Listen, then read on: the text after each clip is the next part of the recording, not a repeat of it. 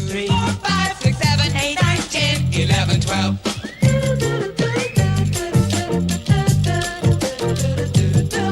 1, 2, 3, 4, 5, 6, 7, 8, 9, 10, 11, 12.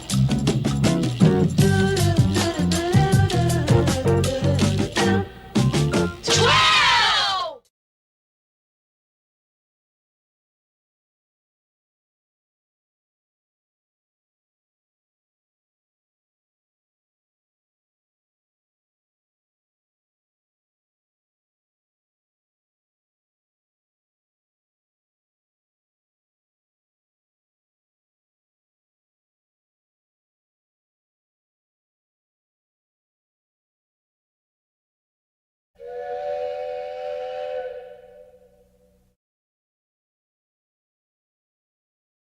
Welcome to the A-Train Show, the show where you can ride with A-Train, dropping the facts you know.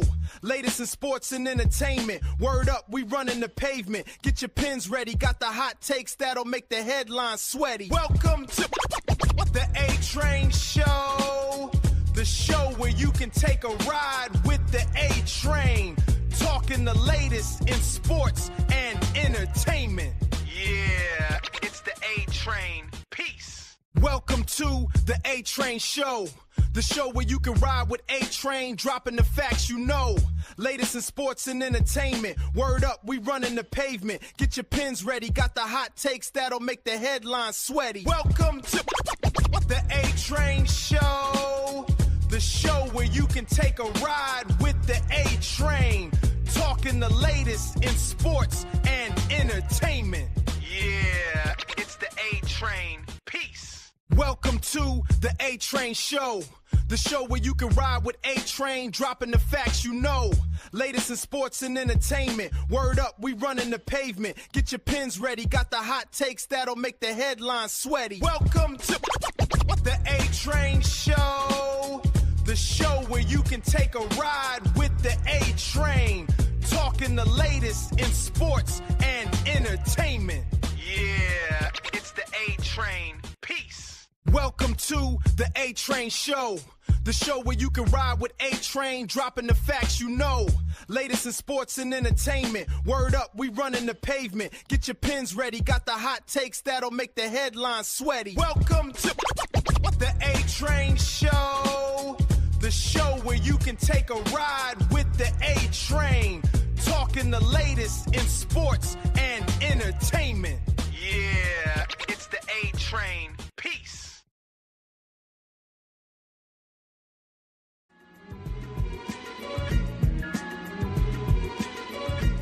Welcome to this edition of the A-Train Show, the A-Train Arlington Lane on a little chaotic Friday.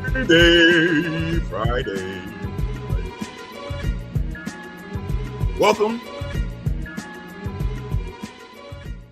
I'm trying not to be long. We'll see what happens here on this edition of the A-Train Show. Thank you for tuning in here on X if you are watching on Facebook. And if you're watching on YouTube, thank you so very much.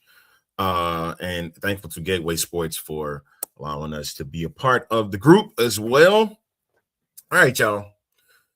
I don't want to waste any time today. So let's talk about it. Let's talk about it. Of course, the draft was last night, round one. I'm going to be honest, I was not practically interested in it. But seeing everything that's happened over this last week, especially in the NFL, not just going on with the draft, but this whole situation with Mike Vrabel and Diana Rossini.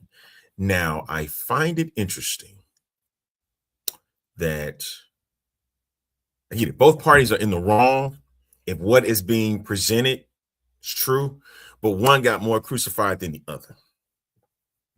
And it led to another reporter from USA Today. She gets thrown out because she made comments about the situation, saying that she got what she deserved.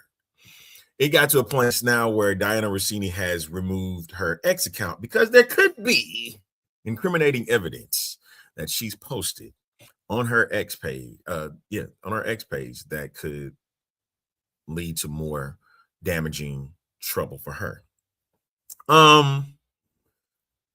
But I just find it funny though that she get the short end of the stick and not Vrabel. Now I understand that Vrabel's at a top position where he's at right now, and who he works for is another issue as well. So who he works for, who's had issues himself when it comes to infidelity and all that type of good stuff. Sorry, I had to take a sip there because they're trying to make it seem like Vrabel did not do, or that they're trying to clean up the mess that he made, because he made a big one. And now what's being presented has been now, of course, a distraction of what's been taking place with the NFL draft. And now you got what's his name? Roger Goodell. And now you got all the media trying to back him up.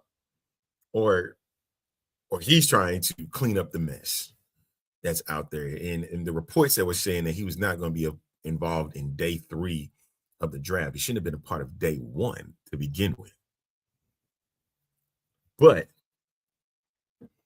it's going to be interesting to see how all of this plays out. There are people out there that's thinking that he should be fired for this. And there's rumors out that there's a potential love child that's out there. And the pieces are starting to kind of come together. That this has also been a 6-year affair. And the photos are starting to match the timeline.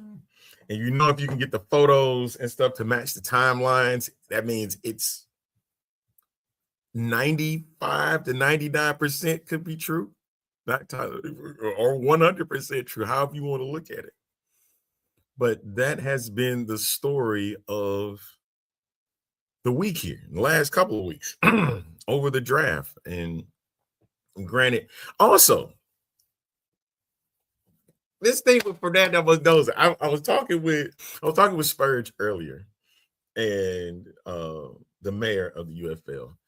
And I wanted to mention this to them was, did y'all really watch the draft, the very first pick with Fernando Mendoza?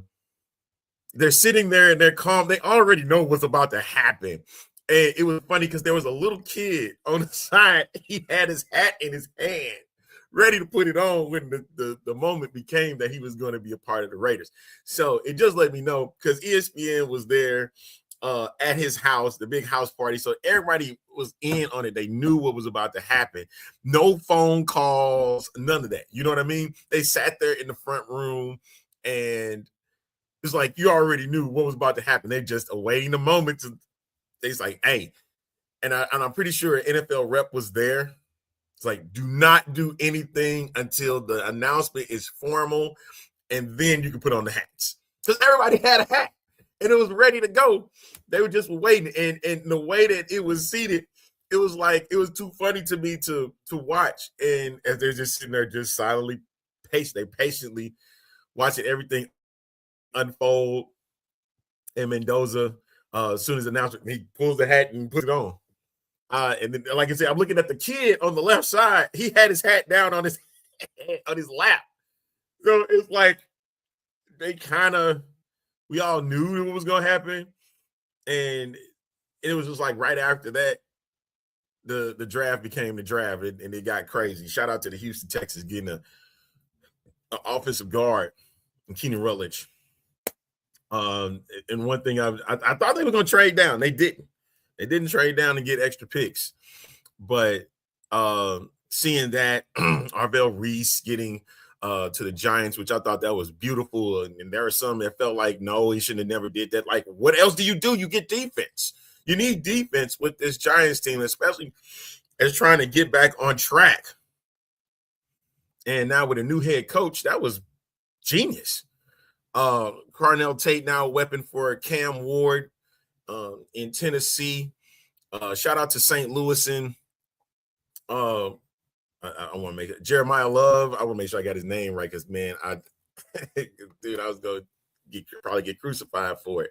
Former CBC product, who is the highest pick out of St. Louis at number 3 overall to Arizona. So congratulations to Jeremiah Love and his family. You know, that's big, especially for St. Louis. Surpassing Ezekiel Elliott, who was the 4th pick when he came out with the Cowboys. So you're starting to get that St. Louis got some type of talent that could come up and make something happen in your respective NFL organizations. But those have been the big stories. And oh, yes, my favorite was Ty Simpson going to the Rams and seeing the look on Sean McVay's face where he can let you know that he wasn't happy, wasn't too thrilled about taking a quarterback in the first round in Ty Simpson, and visibly showing that at the initial press conference. So going to be interested to see what happens with that as we progress on as the season gets going pretty soon. I can't wait for that schedule release to drop, so that way got to make my plans, ladies and gentlemen, to get to H-Town and catch one of those Texans games at Reliant Stadium now, as they are going back to what it used to be 25 seasons ago, as they celebrate their 25th season coming up this year. I'm looking forward to that, and make a trip again, either to Naptown or Nashville, to catch one of those road games with the Texans, because of course those are division foes, and it's not a bad drive to get to one of those games and check them out. Hopefully it won't be too bad, where I can make a journey out there, and timing is everything. So we'll see how that one play out. It'd be probably another afternoon game. I wish they would go a little later, like 3:00 or so. It might make things a little easier for me. But we'll see what happens as that progresses. Moving on. That's something. I'm just making sure I'm okay. See, everybody's getting a notifications. All right, y'all. Oh. Let's see what's going on. This is not working.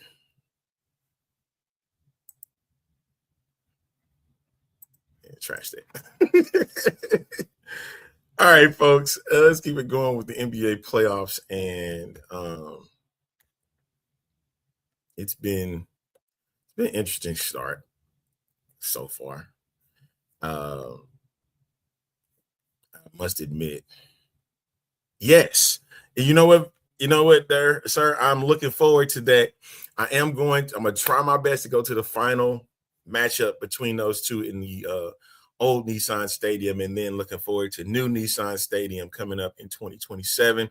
Yes, there was the story that was WrestleMania was going to be featured in Nissan Stadium, but a workable date wasn't a workable date for them to get the 2 nights in Nashville. So now they have to explore future options, because the story is that Riyadh is going to be WrestleMania's venue for 2027. So yeah, the new stadium opens up, I think it's next season. It's not this, because they got one more year in the old stadium before they move in. There's one more year left, but the new venue does look fantastic. I will give it that. It looks fantastic, and I'm looking forward to being present at that first game too. Hopefully tickets ain't super bad where I can enjoy that venue too. Yeah, it's coming together. I remember going this past season and seeing the new venue right next door, So my guess is when that is completed, the old stadium is going to be torn down, and that just will be more parking, or just parking there, right close to the river, for the new Nissan Stadium that's coming up in Nashville. So I can't wait. I want to do this one more time, and then do it again next year after that. So kind of make it a yearly thing where I get to see the Houston Texans play against the Tennessee Titans. One in the old Nissan Stadium one more time, and then the first game in the new Nissan Stadium. So those are the plans, and I'm looking forward to doing that, whether it's by myself or with some friends or whatever. So definitely gonna be checking in with that. The NBA playoffs, folks, has been up and down. Granted, this Hawks and Knicks series has probably been the best series so far, with back-to-back close games, with CJ McCollum winning the game last night for Atlanta, giving them a 2-1 series lead, putting some pressure on those New York Knicks, who had been looking at as a team that seemed like they were going to be moving forward towards NBA finals, and now they find themselves back.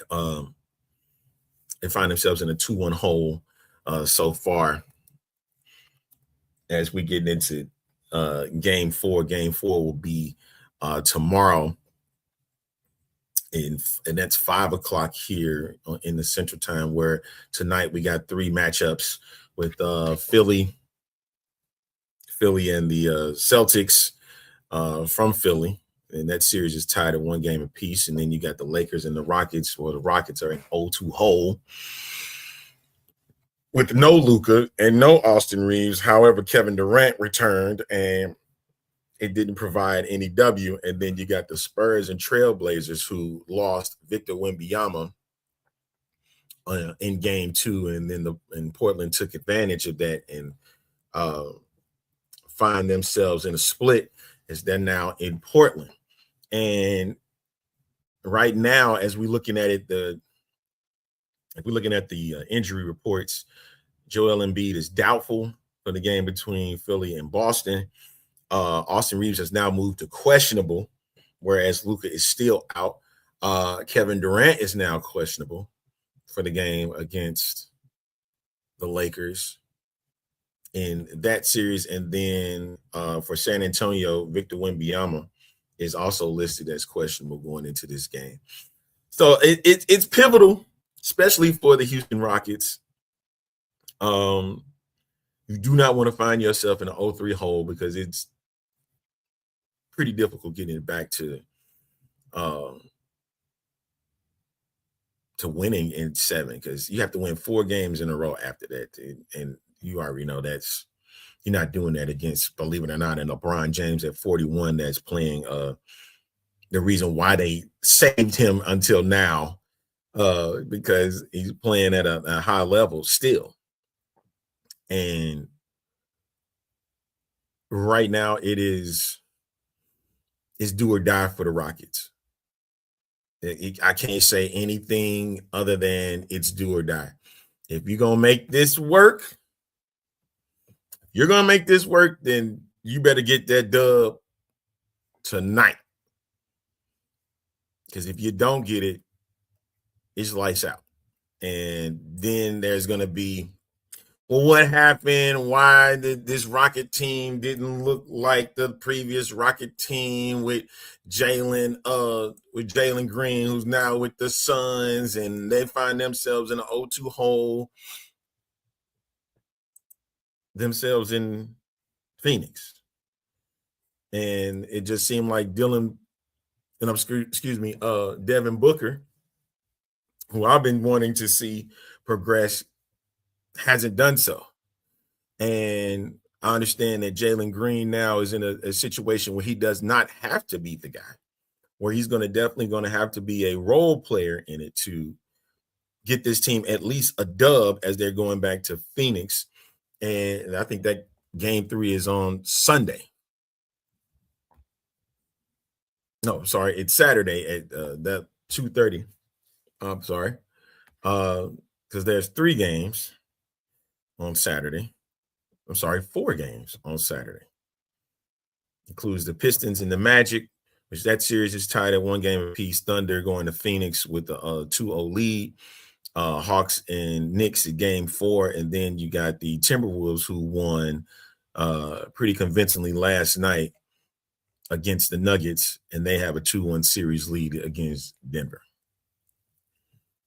So, yeah. It's getting interesting as we get more into these games. It's going to be a little bit more competitive. Hopefully we can see some of these matchups go 6, maybe 7. I was talking trash to my god brother, who is a big Pistons fan. I was thinking that the Pistons did not have it in them after Orlando snatched game 1 from them in Detroit, and they bounced back with the big win in Detroit to even the series, because you know dang well you don't want to be in an 0-2 hole and you the number 1 seed in the playoffs. It's never a good look when you find yourself in that type of hole, you know. And so you tell me, yeah. All right, as we continue on with that, I want to touch a little bit, because like I said, I'm not going to be before you long today, because I got other things that I had to do, and unless some people pop up, I'm gonna be gone in less than 30 minutes. In 30 minutes, a little after 30 minutes. The other thing though is just hearing everything that's going on since WrestleMania. These things that's going on with Obafemi. Of course, tonight is SmackDown, the first SmackDown after Mania. And I don't really look forward to that because I don't see a lot of surprises forthcoming other than Royce Keys being a part of the SmackDown roster. The story does now that Joe Hendry is going to be a part of the Raw roster. Sol Ruka is now part of it. Man, did y'all watch NXT on Tuesday night? Like, I don't understand that story between Sol Ruka and Zarya, but man, Zarya is on the Nia Jax and Jade Cargill status. Like, did y'all see it? Like, y'all have to go look it up. This woman hit her head on the back of that table, and it's a thud to the point where she showed that she got 8 stitches in the back of her head. Like, I understand it's painful, and for those that think that this crap is fake, tell them to you go out and you tell, hey, throw me off of a high spot and let me hit a table, and you tell me how you feel after you're done. If you pop back up and you're not in pain, something is really wrong with you, because that's painful. Did you hit back here? Like, it was a thud. Like, don't. And you mean to tell me that stuff is fake? You got to be kidding me. It's choreographed. Okay? It's choreographed. I hope y'all understand it. It's choreographed. But fake, it's not. It's not fake. But you're seeing Sol Ruka now on moving from NXT over to WWE Raw. I think JC Jane is supposed to be making her debut on the SmackDown roster too. So a lot of good things forthcoming, but the situation is now with one Obafemi is, where does he go from here? And I think, like I said, I see things online all the time. I see things like with the King of the Ring, if they're doing a King of the Ring tournament. If you do one of those, you have to do it for a world title. And if he does that, then no question, you put Obafemi in the King of the Ring tournament. You put him there and you let him dominate the tournament so he gets an opportunity. But I seriously believe he's too big for the King of the Ring tournament. It's not necessary for him. period. He's bigger than the tournament. And when you're bigger than the tournament, you don't need it. You don't need it. Because the story now is that, or what's being placed out there is there's a potential of him going against Roman Reigns for the world heavyweight title at SummerSlam. And honestly, that's what I'm afraid of, because I want to see him in the spot.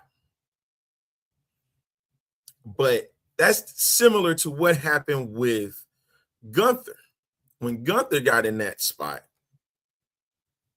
it seemed like he fizzled, and now he's become the career killer. And I'm sitting there, I'm like, I'm nervous about it. You know, I'm sitting there looking like and clutching everything. Like I don't want. I'm nervous about this, like seriously, because I want to see Obafemi succeed here. He was reportedly handpicked by Brock Lesnar to be his retirement match. That's what it's looking like.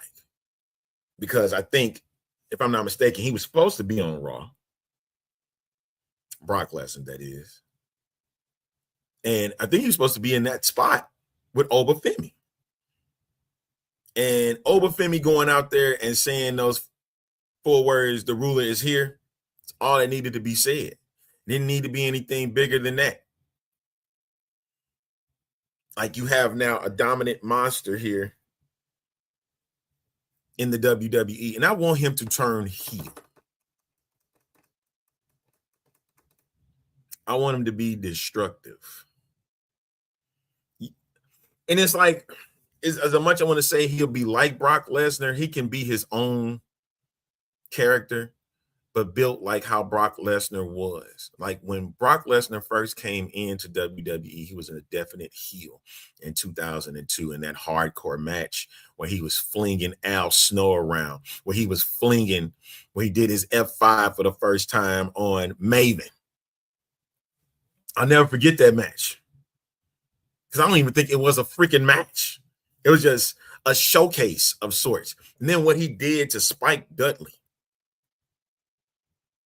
That's where I was at with him.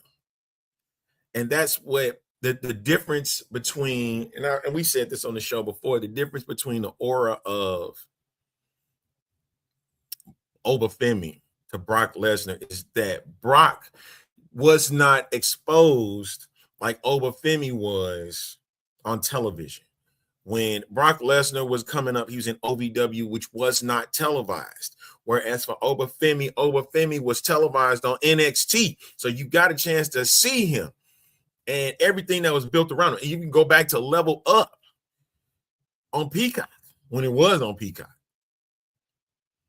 To Level Up to NXT, to the main roster. So it was already built in for him. When he got to the main roster, you already knew what to expect. That's why you keep hearing the chants of Oba and how over that he is right now. It's insane. And Brock Lesnar, and I want people to understand that Brock Lesnar is a company guy. He knows what's best for business.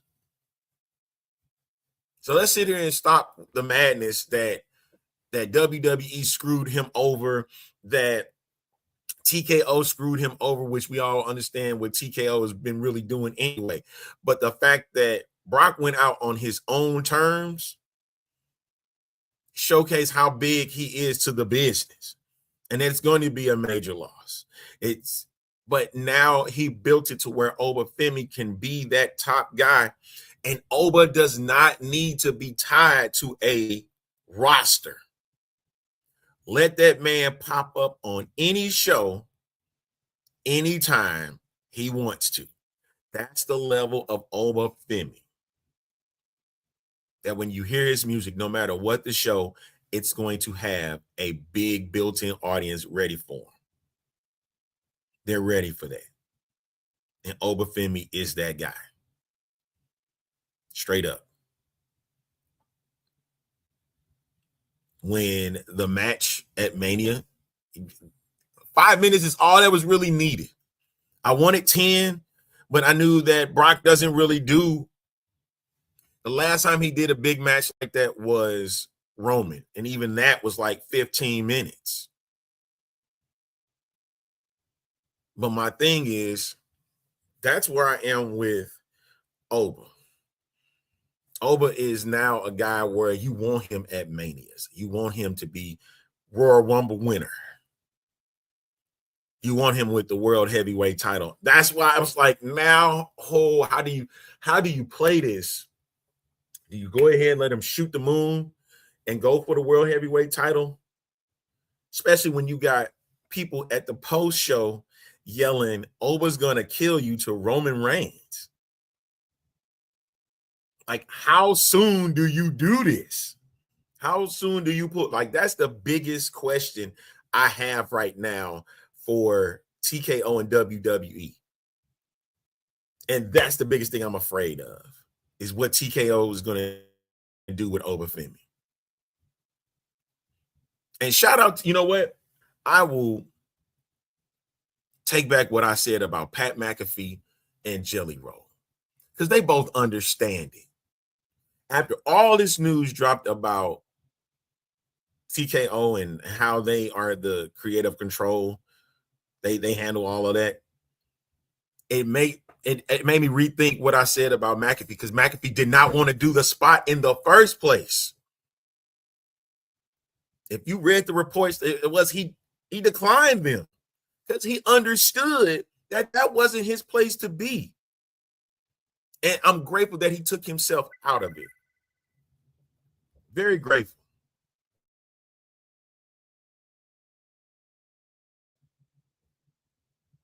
Because he didn't need to be in those spots to begin with.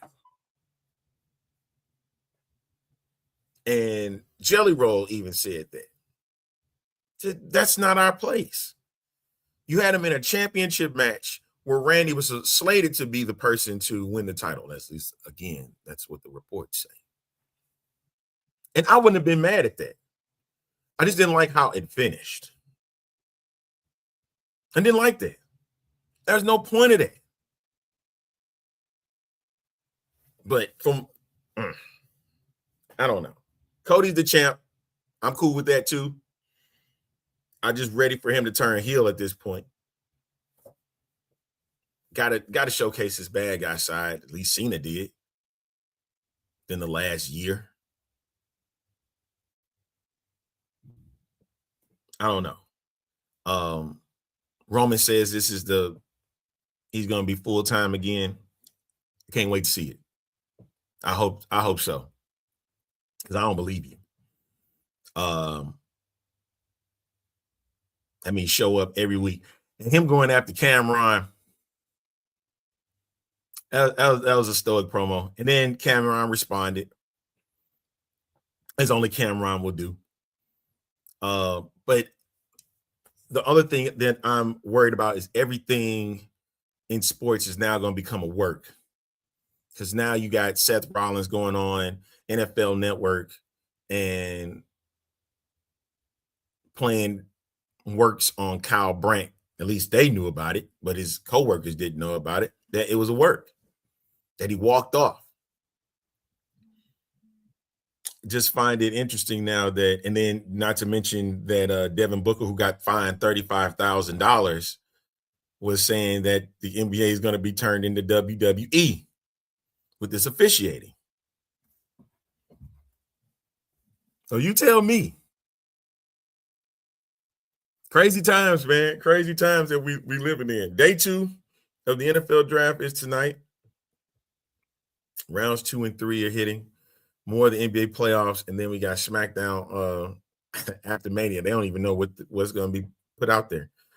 I'm telling you, throw it against the wall and see if it sticks. Y'all have fun with that. What the hell's going on out here? I don't know, Ghost Vince. You tell me. To me, it sounds nothing but chaos.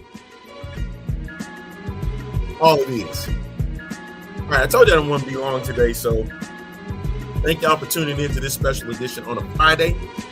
Catch y'all on Tuesday. Back at it again. 12 o'clock. We'll see what happens on playoffs. Might have a special guest in store. So stay tuned for that. And Granny, I love you. My niece, Dolly, I love you too. Mwah. Thank y'all for tuning in. See you on Tuesday, okay? This is the A-Train Show. Find us on Facebook, X, Twitch, and YouTube. Have a great weekend.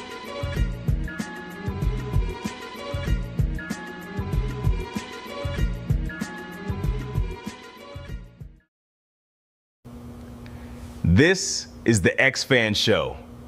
For the fans, by the fans.